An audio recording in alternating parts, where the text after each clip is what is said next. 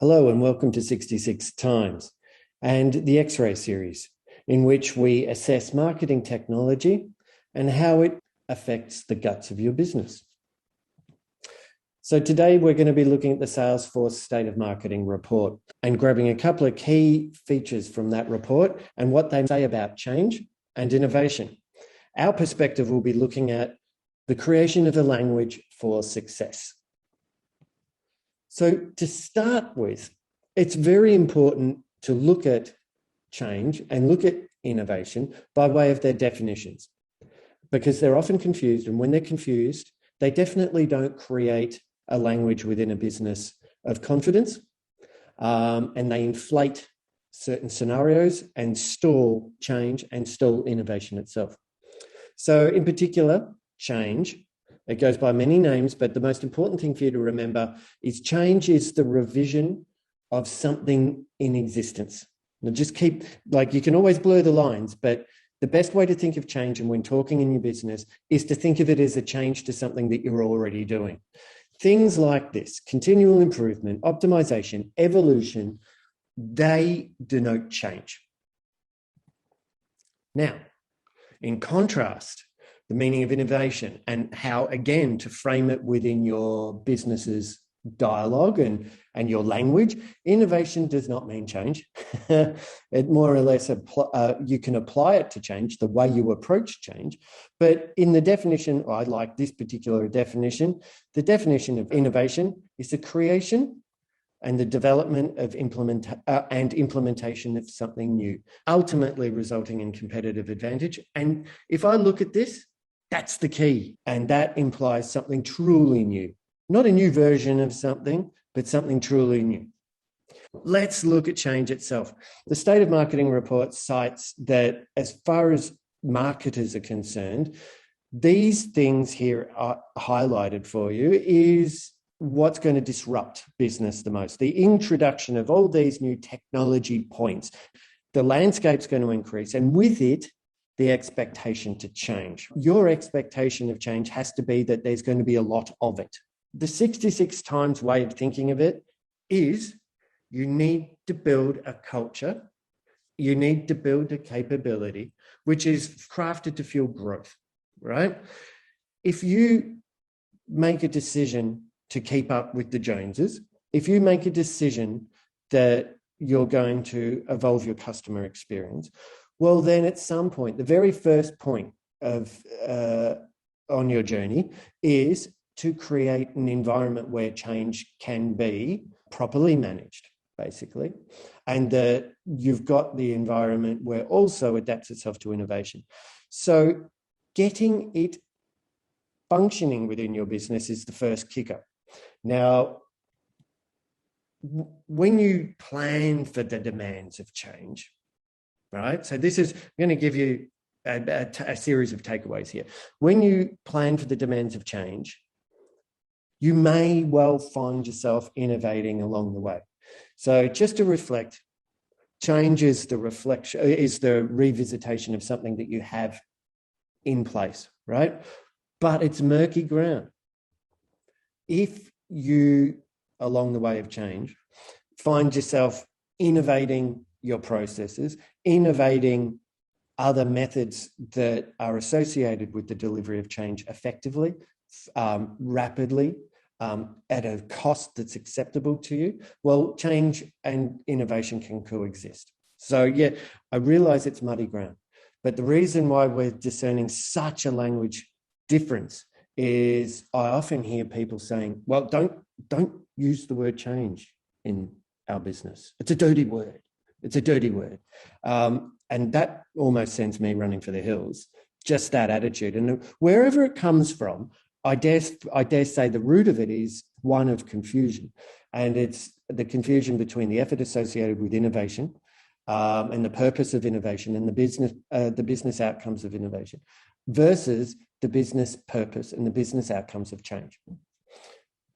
Now, with that, and focusing specifically on change, it's clear that the business needs to understand or learn, here's the operative word, learning how to manage change at a frequency, quality, and cost, right? So when we're talking and learning, first thing you learn is the way it works for you.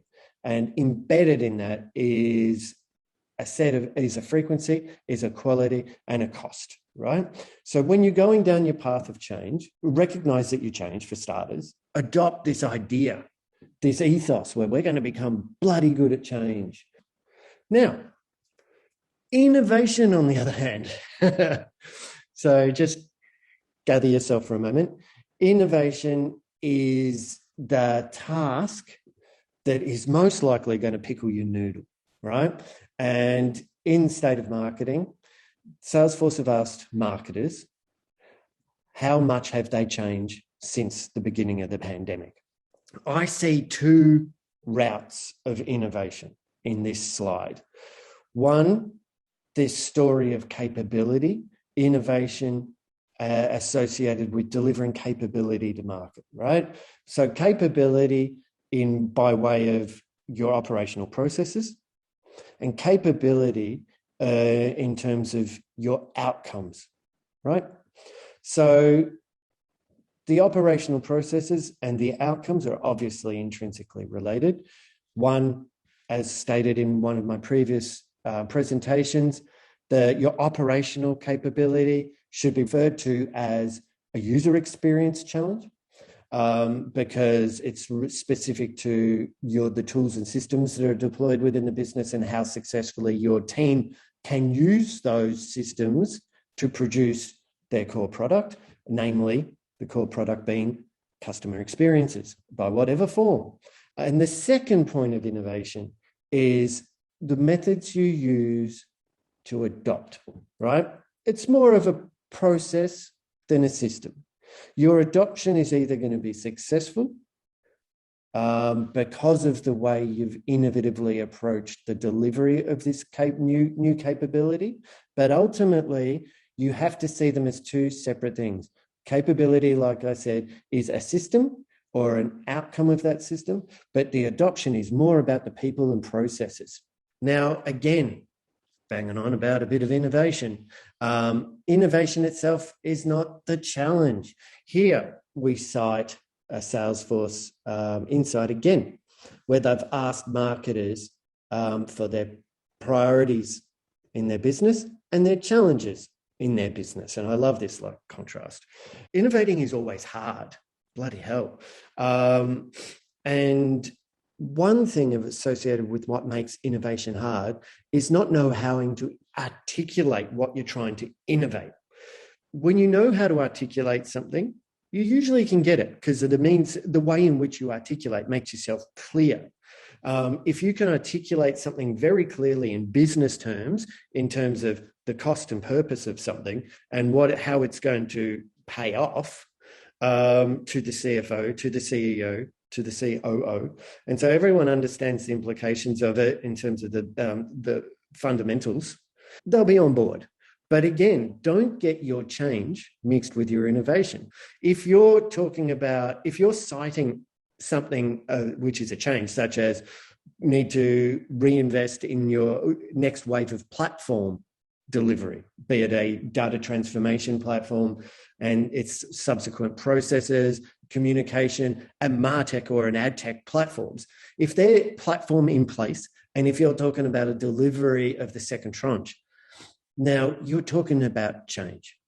You're not talking about innovation. So don't confuse your story by citing innovation or citing unnecessarily change. So with respect to innovation, the key is learn how and when to innovate. So your language, again, has to be on point like a laser. First of all, when looking at innovation, lead with insight and needs, right? So innovation has something critical behind it. Then look at the fact that when you're telling and selling the story, again, remember this whole session here about is creating a language for success. Identify the fact that you're building an IP that is going to that's going to give you competitive advantage, right? So in your story, in your pennies and pence story, in your outcome story is embedded a new IP that is being built. Never forget to sell that point. Educate to the degree that the barriers need to be overcome. And if there's no business case attached to this innovation, you're definitely not going to warrant an effort to innovate. And then finally, if you already know the outcomes of an innovative process, well, chances are, if you can picture the outcome, chances are you're talking about a change and not an innovation. If you have a problem in mind and you can't really foresee what the outcome is, that's innovation.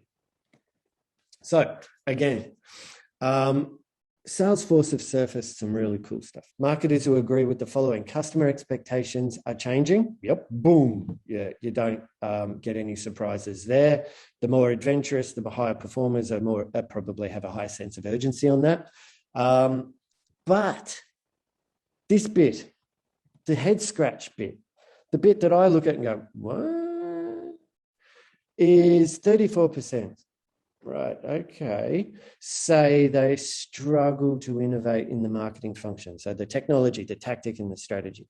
This is the bit I get a bit funny on. 100%, and people should say 100% of marketers, if you really picture what we've been talking about with innovation, 100% of marketers should say, no, innovation's bloody hard. Innovation is almost cruel. So I would suggest in this, those who say they find it difficult, well, good on you. You're probably more equipped. And I think it's scary that the high performers say that, nah, we don't find innovation hard. I'd say they're going, no, we change a lot. No, we're good at changing. Because there's 100% here that should be hand up going, innovation is hard. Bingo. Right? So if we move on, the State of Marketing report asks how their business model is transforming. So, these are important points, but I isolate here, right? Transformation, competitive pressure, and employees, right? These are all areas, I would say, of areas of innovation. Customer and technology, I think we're beyond innovation there now. The true innovators in those parts are as the system creators themselves, right? Businesses have to innovate in this area that I've highlighted, right? Okay, so they have this area have one thing in common. Well, we just isolate them now. They're new territory, right? Again, not new territory in the fact that they exist. Business models, competitive pressure, employees, they're all pre-existing, well and truly. But what changes about them is post-pandemic, we've really, really got the crosshairs on them. They have turned upside down for many obvious reasons. These efforts to innovate, these efforts to change are not easily business cased, right? They're complex business cases because they have complex and different languages. Right? When you start talking about a business model innovation and competitive pressure response and an employee response, you're all of a sudden going to be talking in an entirely different way to the CFO, CEO, the COO. Then the other kicker is you're going to go down a path which spans more than one fiscal. You would then have to challenge the business and its language as to how it traverses the 3 to 5, right? Now, the real kicker here is how does these areas of innovation connect with the known areas of change, right? You've got two things going on in this slide. Areas of known high velocity, high importance change, right? Change because they're pre-existing and they're evolving through a path of agreed change. And these areas of innovation, you got to connect them. Now, that's not easy. You don't just listen to this little session rant of mine and go, right, I've got it. So, prime time for another takeaway. Connect your streams of innovation, right? Like we were just looking at. Connect them or else they mean nothing. Your evolution of systems and capabilities, namely the change. So I say evolution because I'm sick of saying the word change, but evolution is implied series of changes. So the series of changes within your systems and their capabilities. The series of changes of processes and how you move along with the adoption of said systems and how they're evolving, right? So connect them is the more important point here. I leave you with a summary, right? So what have we chatted about? What are the real takeaways? First, this idea of change, the demands of change are going to get bigger and greater. Like you just saw there, you saw the birth of future change. The way you innovate today will give birth to future programs for change. You have seen that change and the way you articulate it, the way you operationalize it, critical, because it's not going anywhere. So therefore, learning how you do it is most important. But now test your operational process with the same rigor that you would test an in-market campaign. Then learn how and when to innovate. Again, you can only do that when you can articulate why you're innovating. You can only do that when you can articulate and educate people as to what is an innovation and what is an innovative process and why you do it, how it is associated with and how it's disconnected with change. This literal connection of one program of work from another. So look, I hope you've benefited from this. We've gone and talked about creating a language of change. We've looked at the State of Marketing report for 2021 and how they've articulated the need for change and the responsibilities of businesses to change and innovate and have those two functions or these two processes exist within business at the same time. I hope you are able to use this. My name's Peter Gurry. Thank you.